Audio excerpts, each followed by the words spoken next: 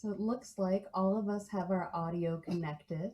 Welcome to the first of the 2021-22 astronomy series. For now, we're planning on staying on Zoom for at least this winter. And we're so glad that you've made it. If you don't know me, I'm Chief Naturalist Samantha Blumenkoenig.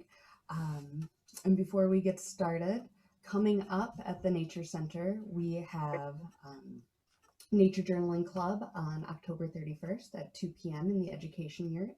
This is a super cool opportunity, whether you are a nature journaler or curious about nature journaling, to pop in and just hang out with some other people. It's not a class, it's more of a meetup group, and I promise we're all fun and kind.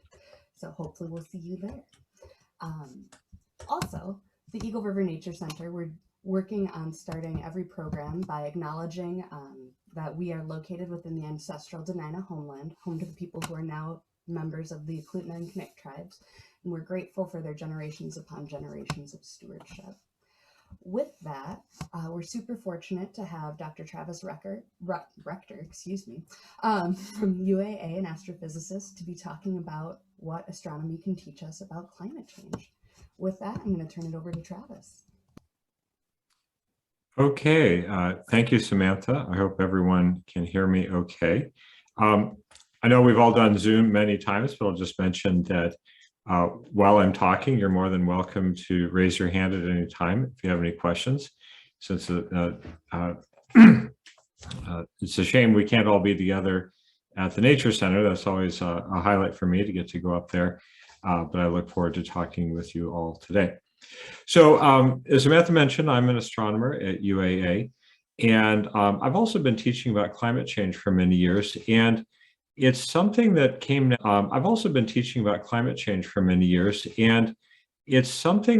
naturally out of my work as an astronomer. And people are often surprised to learn that there's actually a strong connection between astronomy and climate change. Not only is there a lot of the physics in common between the study of the Earth's changing climate and that of studying astronomy, but actually a lot of what we know about climate science actually originated in astronomy. And so the two sciences are actually very closely related. And so in my talk today, what I'm going to do is talk about what we know about climate change from astronomy. And I'm going to talk for about 50 minutes or so, and then there'll be time for questions. But if as we go along, if you want to ask any questions, don't hesitate to do so. So there's many ways in which astronomy is connected to climate change, and I'll start off with just simply talking about what we've learned from studying other planets in our solar system. As you probably know, our solar system has 8 planets. Sorry, Pluto. But the planets that we have, there's 4 smaller terrestrial planets in the inner solar system: Mercury, Venus, Earth, and Mars. And then there's the 4 gas giants of Jupiter, Saturn, Uranus, and Neptune. And so what I'm going to do is I'm going to focus on the 4 inner terrestrial planets and talk about how they're similar and how they're different. And so when we look at these 4 planets, there's many ways in which they're similar and different, but in particular, what I want to focus on is the difference in the average temperature on the surfaces of these planets.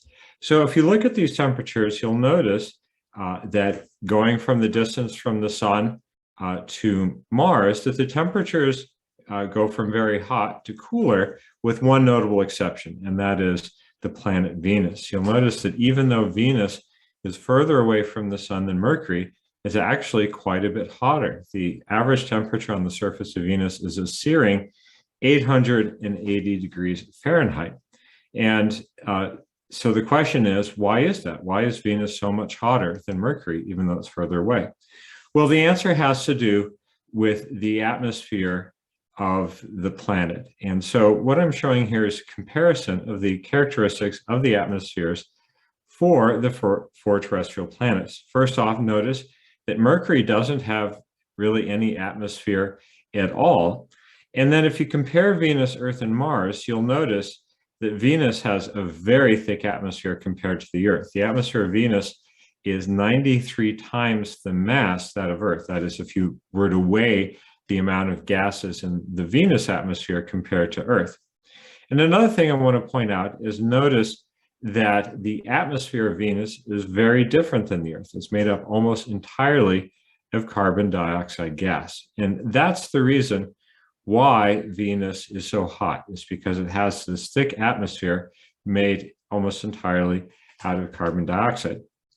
And if you know anything about climate change, you probably know that carbon dioxide is what's called a greenhouse gas. And it leads us to what's called, to understand, you have to know a little bit about the greenhouse effect. And basically the way it works is that sunlight is able to go through the atmosphere of a planet, and then it warms the surface of the planet. But the heat from that planet has a hard time getting back out into space because the greenhouse gases slow down or impede the flow of that heat. And so all three of the terrestrial planets that have an atmosphere have greenhouse gases in it. And I think an easy way to visualize is just imagine these greenhouse gases are like a blanket that covers the planet and helps to keep heat in. So there are several greenhouse gases that are important to know about. The first and most common we hear about is carbon dioxide, but there's also water vapor, methane, which is the primary ingredient in natural gas. And then there's other types of greenhouse gases as well. So for example, there's what are called fluorinated gas. And so chlorofluorocarbons or CFCs are examples of these. And all these gases are greenhouse gases in the sense that they allow sunlight to come in and warm up a planet, but they do not allow heat to get out very easily. Now, water vapor is a greenhouse gas. And one of the things that we experience all the time here on Earth, especially in Alaska, is that how warm it is on any given day or night depends quite a bit on how much cloud cover there is, especially in the winter. We all know that in the wintertime, clear nights are usually much colder than cloudy nights. And the simple reason for that is because clouds are made out of greenhouse gases and they help to trap the heat and keep the surface of the Earth warmer. Now, the greenhouse effect is an effect that's actually been known about for a very long time. It was actually over 200 years ago that a scientist first made the realization that the Earth was warmer than it should be based upon how far away we are from the sun. This was first determined by an Irish mathematician named Joseph Fourier. And he didn't know why this is, but he strongly suspected it had to do something with the atmosphere. It wasn't until 1855 that an American scientist, Eunice Foote, made the discovery that there are these greenhouse gases that trap heat. And this is actually a photograph of the paper that she wrote about this. And so if we zoom in here, we can see her paper called Circumstances Affecting the Heat of the Sun's Rays. And what she discovered is that different types of gases are better at holding in heat. And she discovered, for example, that moist air, which has water vapor in it, is better at holding in heat than dry air. She also discovered that what she called carbonic acid gases, which we now call carbon dioxide, was very effective at holding in heat. And she also recognized that if these gases are in the atmosphere, they would increase the temperature of the surface of the Earth, and that the amount of these gases would determine how warm the Earth was. And so even in 1855, so all the way back to 1855, this was first discovered. After that time, other scientists made discoveries related to this. In 1859, John Tyndall made the discovery that it is what we now call infrared light that is being trapped by these greenhouse gases.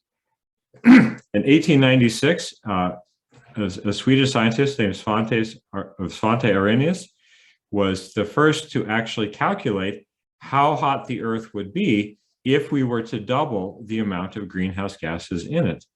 And actually, the calculation he made is remarkably accurate.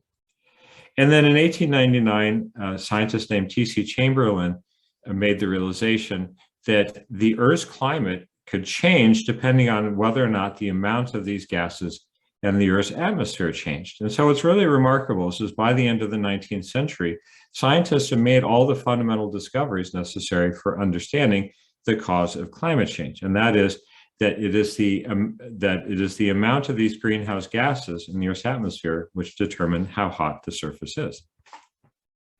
So as you probably know, over time, we have been adding carbon dioxide to the atmosphere. The amount has gone up. This plot right here shows the amount of carbon dioxide measured in the Earth's atmosphere going back from 1960 up to the present. And you'll notice that it started down around 300 parts per million, and now we're up to about 420 parts per million. So over the last 50 years or so, the amount of carbon dioxide in the Earth's atmosphere has gone up about 25%. Now, during that time, the Earth has also gotten warmer. And what this plot is showing is how the temperature of the Earth has increased from 1960 up to the present, and it has increased an amount of about 1 degree Celsius, which is almost 2 degrees Fahrenheit. And in particular, as the Earth has gotten warmer, we have had more and more hot years. And in fact, 19 of the 20 hottest years on record have occurred since 2001. And the 20th hottest year was actually 1998. And so we're now in a time where the Earth has been considerably hotter than it has been during recorded human history. So a question I often get asked is well, how do we know that climate change isn't just simply caused by natural variations in the Earth's climate? And so I want to talk a little bit about the ways that we're able to determine that. And the first thing I want to tell you about is something called a proxy measurement. So a proxy measurement is a way of measuring something indirectly. So for example, imagine you were going down to the Homer Spit and you wanted to camp out on the beach in the evening, and you wanted to know where to set up your tent so you didn't you weren't in the water when high tide happened. Well, there's two ways that you could do that. One way would just simply be to wait until high tide happens and simply measure how high the water comes up. But looking at this picture, you can see there's actually another way to do it that's even easier. And that is you can just look and see how high the detritus or debris from the ocean gets up onto the beach. And so by measuring the location of this, it is a proxy way of determining how high the water gets at high tide. So we can use what are called proxy measures to determine the temperature of the Earth. And we can use these techniques to measure the temperature of the Earth to times well before we had actual thermometers. So you may be familiar with the idea of using tree rings to measure temperature. You probably know that each ring represents a year of growth on a tree. And also the thickness of the tree ring depends on the temperature. The warmer it is, the more the tree will grow. And so we can use this as a way of determining how the temperature changes from year to year. And that's one example of a proxy measure, but there's other examples as well. And we feel confident that these proxy measurements are accurate because we can compare our estimates of temperature with proxy measures to actual measurements with thermometers. And so this plot right here shows measurements of the temperature with thermometers. The thermometer measurements are shown here in black. And then the blue line shows temperature measurements done by proxy methods. And you'll notice here that where they overlap, they actually are very closely aligned. And so this gives us confidence that we can use these proxy measurements to determine what the temperature of the Earth was like before we actually had thermometers. So we can use these proxy measures to go back in time. And this plot right here actually shows how the Earth's temperature has varied over the last 2,000 years or so. And what I want you to notice in this plot is first off that we're going by the average from the time period of around 1960. And you'll notice that pre-1960, the temperature of the Earth was below this average. And I want you to notice that it varied very slowly, got a little bit warmer up here, and then it started to dip back down a little bit. And then right around the time of the 19th century, at the time that the steam engine was invented, you can see that the plot actually starts to go up considerably. And then in the last 50 years or so, you can see that it has gone up rapidly. And so this is just an indication, this is a good visualization to show you how rapidly the Earth's temperature has changed over this time period. Now, one thing I'll mention is that this temperature change so far we're talking about is only about 1 degree Celsius or 2 degrees Fahrenheit. And that's not a lot. I mean, in our daily lives, the temperature of the Earth, wherever we're living, goes up and down by more than that. But I think a good way to think about it is that it's sort of like the temperature of the human body. Our bodies operate at a normal temperature of about 98 degrees Fahrenheit. And if we get above a degree or two above that, we start to run a fever and we start to not feel so good. If we get a few degrees above that, then we get really sick. And if our temperature continues to get higher and higher, we get to a point where we may need to be hospitalized or even risk death. So the Earth's ecosystem is very sensitive to temperature in the same way as well. So a few degrees actually can have a dramatic impact on the Earth's climate. Now, if we want to measure temperatures going even further back than that, we can use what are called ice core samples. So if we go to places where there's been ice for a long period of time, such as Antarctica or Greenland, we can dig out cores of ice and look inside. And inside these cores, we can, scientists can measure the properties of gases that are trapped inside bubbles in this ice. And basically along the core here is like looking back in time. The further down into the ice we dig, the further back in time we're seeing. We're looking back at a time before snow fell on that part of that layer. And you'll notice in this image here, you'll see like a dark layer right here, which corresponds to when there was a major volcanic eruption that blew ash out onto Antarctica. But what scientists can do is they can look at the bubbles inside these ice core samples and using proxy measurements determine two things. One is what is the relative abundances of gases in the Earth's atmosphere at that time, and also what was the temperature of the Earth at that time. And using this method, scientists are able to look back over 200,000 years and look and see how the carbon dioxide levels in the atmosphere, which are shown here as this blue line, have changed over time. And they can also look and see how the temperature has changed over that time as well, which is shown as this red line. And if you look at this plot, you'll notice that there's a very strong connection between how much carbon dioxide there is in the atmosphere and how warm it is. So over time, over the last 800,000 years or so, the amount of carbon dioxide in the Earth's atmosphere has varied somewhere between about 180 and 300 parts per million. And during that time, the temperature of the Earth has gone up and down as well, several degrees. So we know that there's a strong connection between how much carbon dioxide is in the Earth's atmosphere and how much the temperature changes as well. We see this in other ways. So for example, if you look at the geologic record of the Earth, you can also see these changes in the Earth's climate as well. So for example, if you look in these rock layers, you can see these different layers or strata where the conditions of the clay or rock are different. And so these different layers give us information about what the Earth was like in the past. So why did the Earth's climate change in this way? Why is it that it would go through these cycles of getting warmer and cooler? This actually has to do with astronomy. It has to do with something called MILANKOVITCH cycles. And these are cycles that are caused by changes in the Earth's orbit around the sun. So there's three different ways in which the Earth's orbit changes. The first is there are changes in the tilt of the Earth's axis. As you may remember from your science classes, the tilt of the Earth's axis is what causes the seasons on Earth. And the more the axis is tilted, the more extreme the seasons. And so right now we're at an angle of a tilt of about 23 degrees, but this tilt can vary slightly between 22 and 24.5 degrees. The more tilted the Earth's axis is, the more extreme the seasons.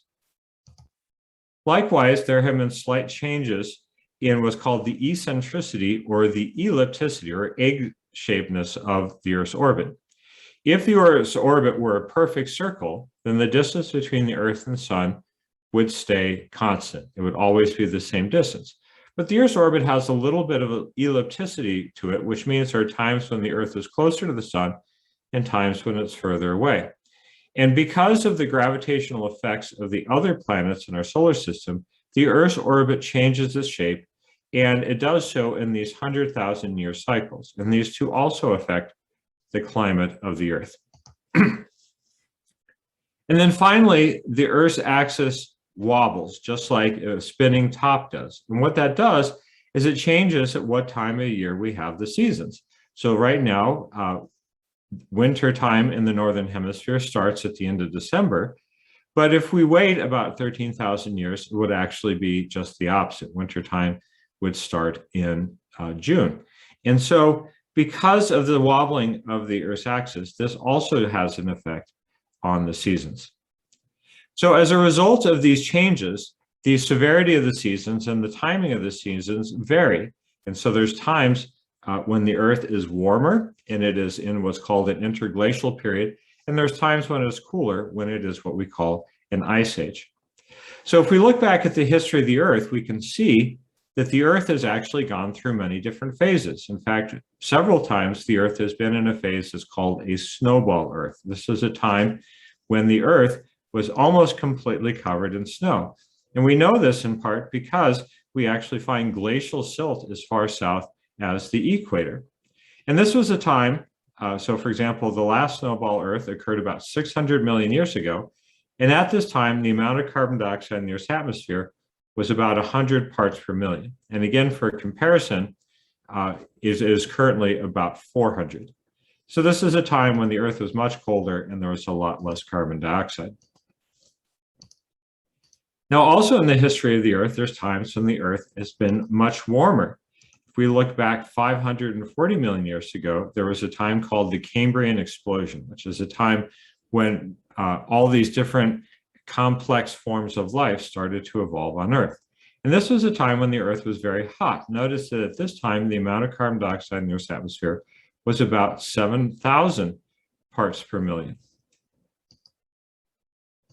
So very different than what it was just 60 million years prior.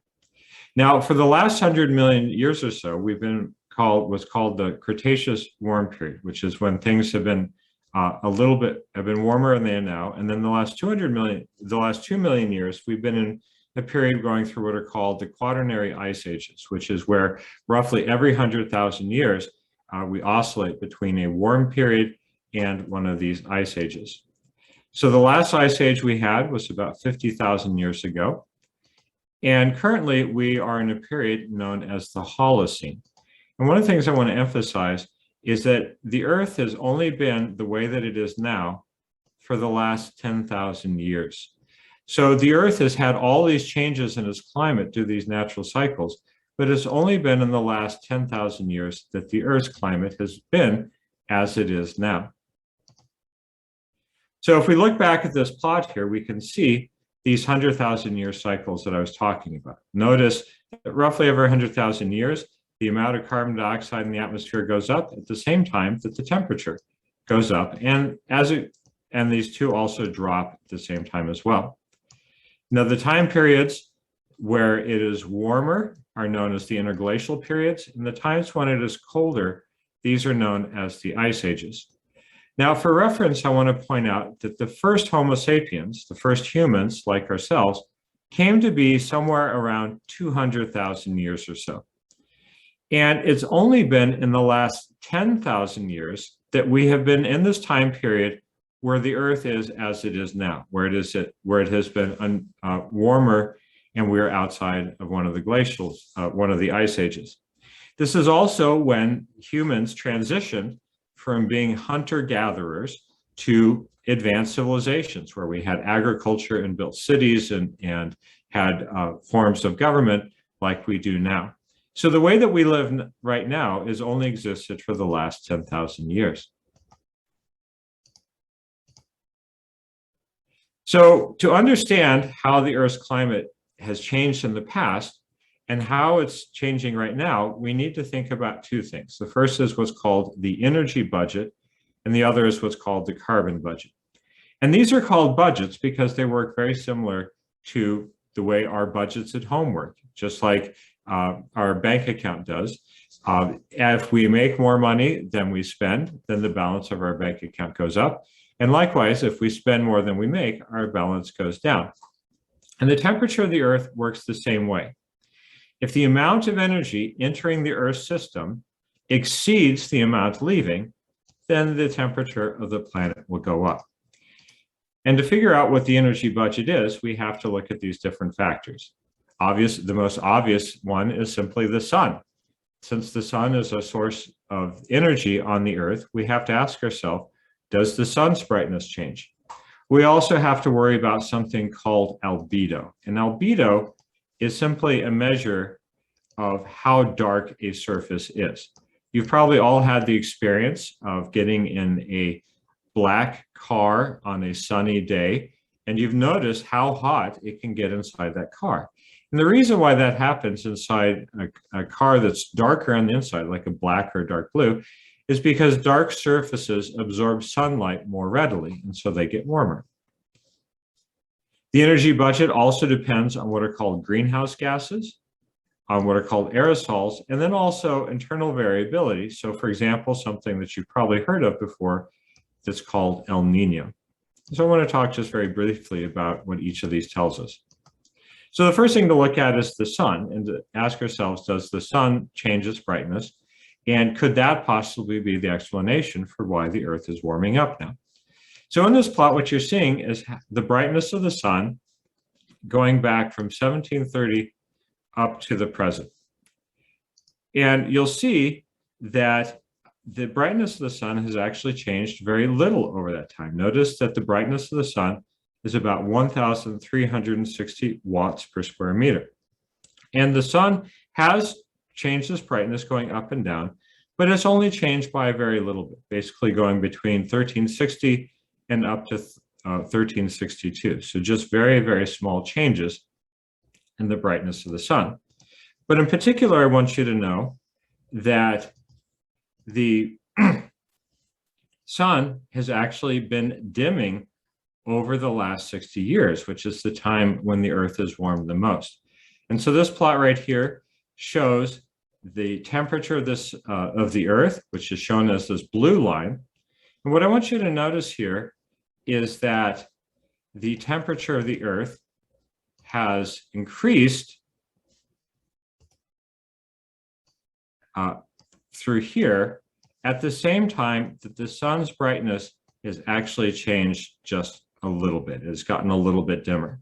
So it is clear that the brightness of the sun is not the reason why the Earth has actually warmed over the last 60 years. Another factor are small particles that are called aerosols. When you think of aerosol, you probably think of a spray can. Aerosols are actually very small droplets or particles that are so small and so light, they can float in the air for a very long time. And these aerosols are often produced by the burning of fossil fuels here on Earth, and also through ash produced from volcanic eruptions. And these aerosols can go up into the Earth's atmosphere, block the sunlight, and actually help to cool the Earth down. So back in the day, back in the 50s and 60s and 70s, for those of you who were around back in those days, you may remember that air pollution from cars used to be really, really bad. I grew up in Colorado in the 70s, which, by the way, was the greatest decade for music, but not the greatest decade for air pollution. In fact, in Denver, we had awful air pollution. And here's a picture of Los Angeles in the 50s, and you can see how bad the air pollution is. Here's a picture of some motorcycle cops in LA, and you can see that the air pollution is so bad, they all started to wear gas masks. So this air pollution was a terrible health hazard. It would cause severe problems for people's lungs. But one of the effects that they actually had is they would block sunlight and cool things down a little bit. Now, another factor that affects the temperature on the Earth is something called El Nino or La Nina. And El Nino is a variation in the temperature of the ocean. When we think of climate change, we usually think about the temperature of the atmosphere because, of course, that's what we live in. But the temperature of the atmosphere also depends on the temperature of the ocean. And the ocean goes through variations in temperature through several cycles, one of which is called the El Nino Southern Oscillation. And what that is that in what are called El Nino years, the ocean in the South Pacific here will be warmer than average. And you'll notice that this warmth extends all the way along the coast of South America and actually goes all the way up the coast of North America and up here into Alaska as well. So during an El Nino year, coastal areas in the Pacific along North and South America will be slightly warmer than average. And then in years that are called La Nina years, the temperature is just the opposite. The temperature is colder than average. Now, the origin of the term El Nino comes from the fact that fishermen in Peru noticed around Christmas time that in some years that it would be warmer than average and they would see less fish in the oceans. And they got the name El Nino because El Nino is Spanish for boy, and it was around Christmas time, so this was the time of the Christ child. And so that's the origin of the phrase. But the key thing to know is that in El Nino years along the Pacific coast, it is warmer than average, and in La Nina years, it is cooler than average. So these are internal variations that cause the temperature of the Earth to change. And so, for example, looking at this plot, you can see that 1998 was an example of an El Nino year where the temperature of the atmosphere went up because of the El Nino effect.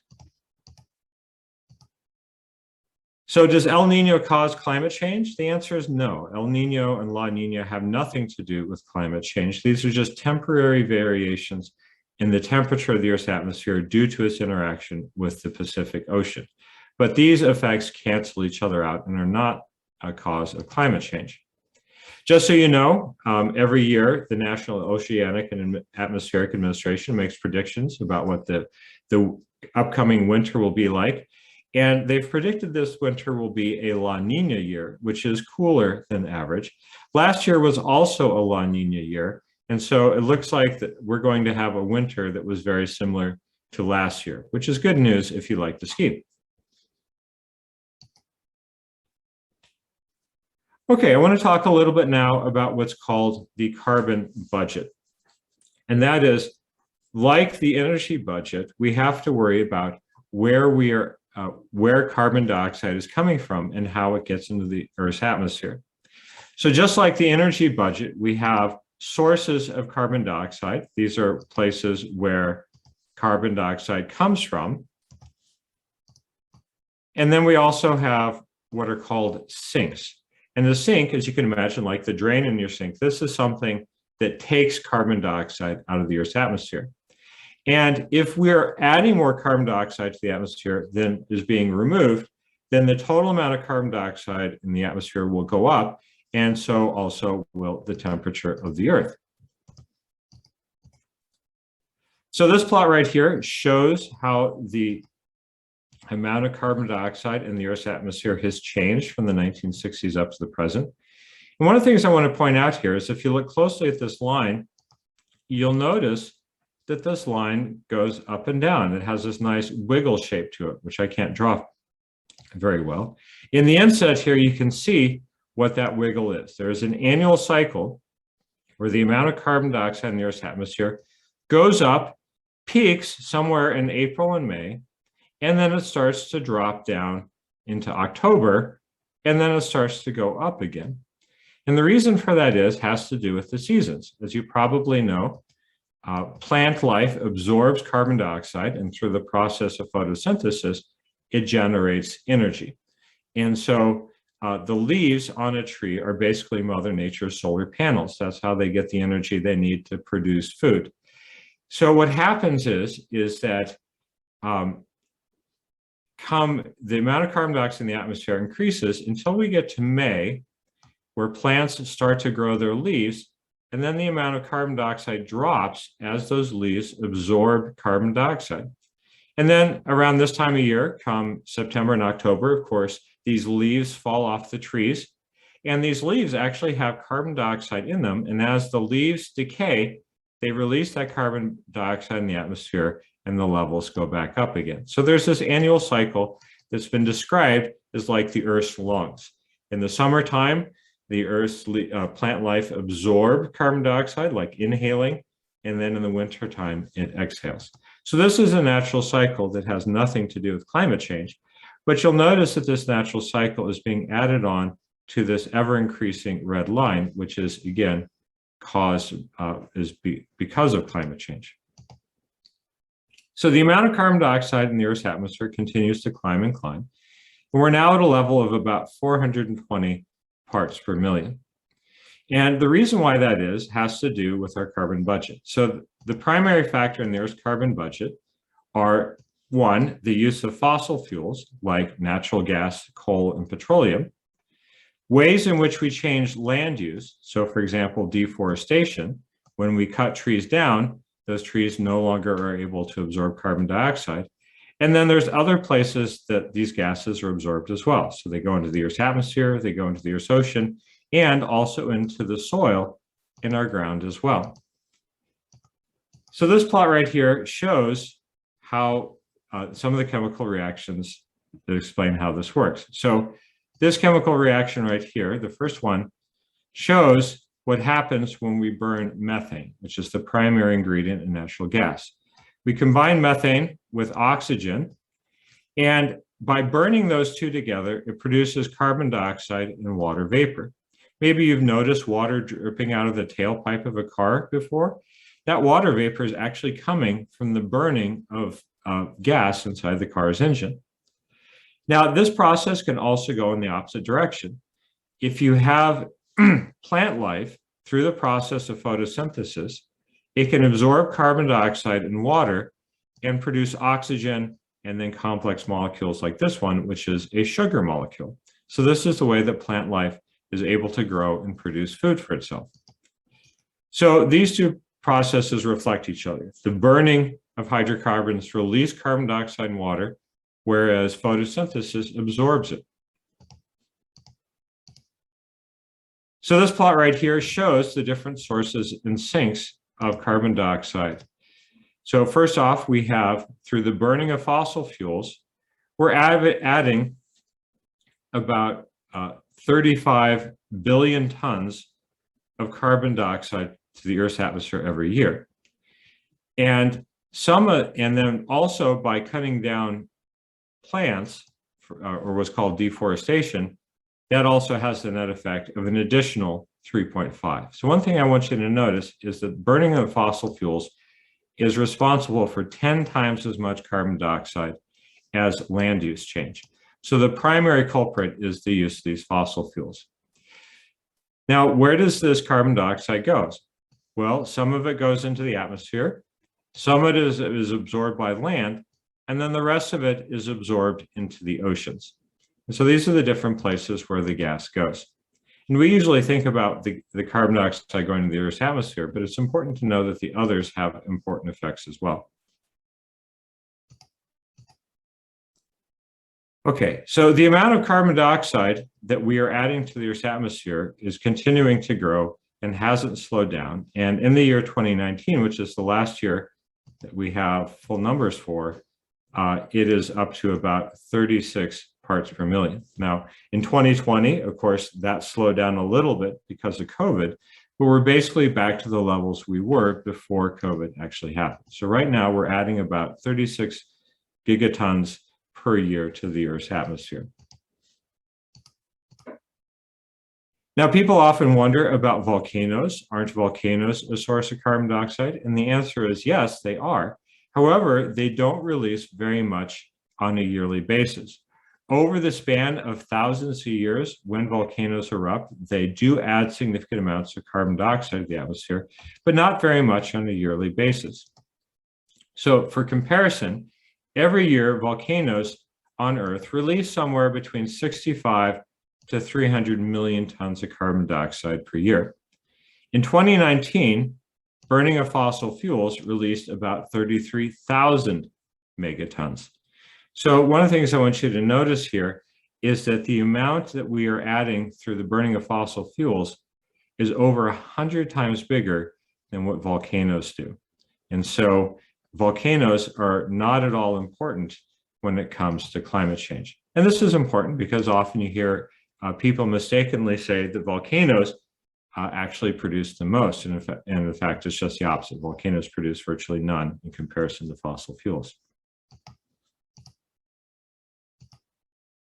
And another thing I'll show you here, this plot, the one that I showed you before, shows the amount of carbon dioxide in the Earth's atmosphere. And I want you to notice that the amount of carbon, and I've also drawn here, these dashed lines show times when there's been major volcanic eruptions here on Earth. And what I want you to notice is that there is no connection at all between the eruptions to these major volcanoes and the amount of carbon dioxide in the Earth. So again, it just shows the volcanoes are not important when it comes to talking about climate change. So key points that I'd like for you to take away from this is that the Earth's climate changes for natural reasons on timescales of thousands to millions of years. It's true that there are times when the Earth has been much colder than it is now and also much hotter. But what's important to know is that we weren't here during those times. And not only were we humans not here, but neither were the plants and animals that we rely on as sources of food. The Earth has only been the way that it is right now for the last 10,000 years. And it's during that 10,000 years that the Earth has been able to provide the food that the 7 billion people on Earth rely on to survive. I also want you to know that natural factors like volcanoes and the sun and El Nino are not the cause of climate change. And the cause of climate change is primarily due to the burning of fossil fuels. Again, coal, petroleum, and natural gas. There are other factors, but 90% of the effects of climate change are the result of the use of these fossil fuels. So when it comes to astronomy, often people hear in the news about what are called exoplanets. These are planets that are outside of our solar system. And sometimes people wonder, are these places that maybe we could go if the Earth were to get so bad that we couldn't live here anymore? And through our technologies, astronomers have discovered several thousand planets orbiting around other stars. And some of these planets appear to be remarkably similar to the Earth. So for example, a spacecraft called Kepler has discovered planets like this one here, which is roughly about the same size and mass as the Earth. Now, one thing I want to point out here is that all these pictures you're seeing here of these different kinds of planets, these are artist conceptions of what we think these might look like. We actually don't know for certain what they look like. So sometimes astronomers describe these planets as being potentially habitable. And that sounds great. It sounds like maybe it's a place that we can go move. But it's important to know that habitable means something different to astronomers. What habitable means is that the planet could in principle have the right conditions for that to happen. Just like in principle, it's possible that you might be able to get a date with George Clooney or Cindy Crawford or something like that. It's not going to happen, but maybe in principle it could. Now, one thing I want to emphasize is if you look at these plots here, notice the distances to these potentially habitable planets. The one that is closest to us, Proxima Centauri b, is over 4 light years away. Now, to give you perspective on how far away that is, Mars, the nearest planet to us, is only about 4 light minutes away. So if you compare 4 minutes to the length of 4 years, it'll give you a sense of how far away these planets are. So we don't even have the ability to send one person to Mars, much less all of civilization. And we are certainly far, far away from being able to get to any of these potentially habitable exoplanets. And again, I want to emphasize that what it means to be a habitable planet doesn't mean that it's a place that we can live. All it means to astronomers is that this is a planet that's the right distance away from its star, that it could potentially have liquid water on its surface. If it were too close, like Venus, it would be too hot and the oceans would boil away. And if it was too far away, like Mars is, then it would be too cold, and what water is there would go away too. And so in our solar system, Earth is the only planet in the habitable zone, but it doesn't mean these other planets are indeed habitable. And often, because of science fiction, we imagine, Captain Kirk beaming down to the surface of an alien planet, and it has, even though it has like a purple sky, it has all this plant life and things that make it look like a place awfully similar to Earth. But the reality is we don't know yet what these planets are actually like. And even if there was a planet that was Earth-like out there, it is much, much, much too far away for us to actually be able to determine, for us to actually get there. So there's no chance of us to actually be able to leave the Earth and go to planets inside our solar system, live, and certainly beyond. So the last thing I'd like to leave with you as far as messages about climate change from astronomy is what's known as the overview effect. And this is the effect that astronauts have when they go out into space and they see the Earth from a distance for the first time.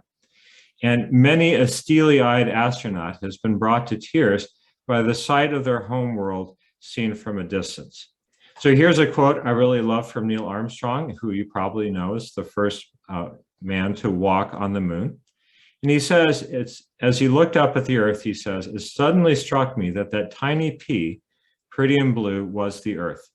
I put up my thumb and shut one eye, and my thumb blotted out the planet Earth. I didn't feel like a giant. I felt very, very small." Alan Shepard, who is famous for being the first American to go into space, also went to the moon as part of the Apollo 14 mission. And he said, "If somebody had said before the flight, 'Are you going to get carried away looking at the Earth from the moon?' I would have said, no way. But yet when I first looked back at the Earth standing on the moon, I cried." And James Irwin, who is the commander of Apollo 15, said, "As we got further and further away, the Earth diminished in size. Finally, it shrank to the size of a marble, the most beautiful you can imagine.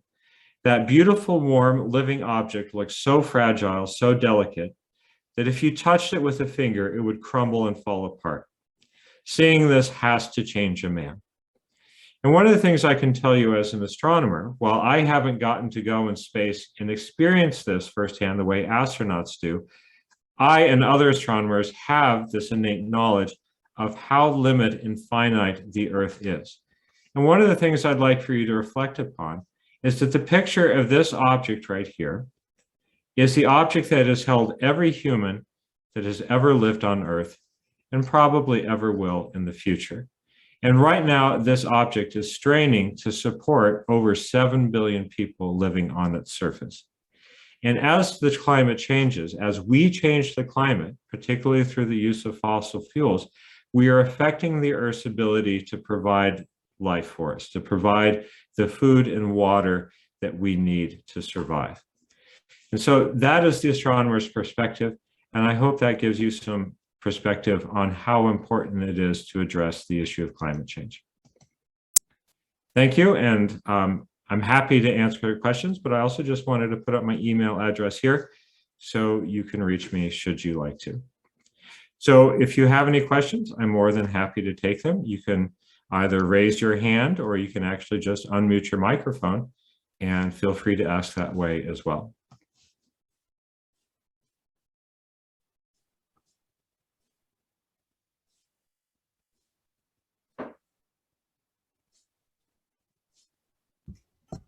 See a comment in the chat. Thank you, Gina. I'm glad you enjoyed it.